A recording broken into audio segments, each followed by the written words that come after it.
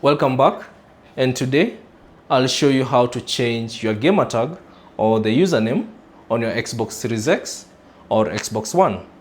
So all you have to do is power on your console and then press the Xbox button on your controller to reveal this menu, and then use the RB button and go to the profile icon and select your profile, and then from the options that appear, select my profile, and then now you'll see your username or the gamertag, which is free solid #2735. So if you want to change this, scroll down and select customize profile, choose that, then select your name, which is, my name is free solid, so select it, and then now you'll be prompted to type in a new username. So type in a new username.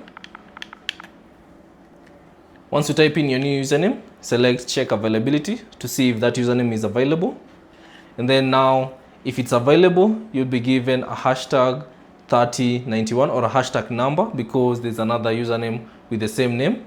So if you're satisfied with the changes, select change gamertag, and then you'll be asked, are you sure you want to change the gamertag? You'll not be able to change it back.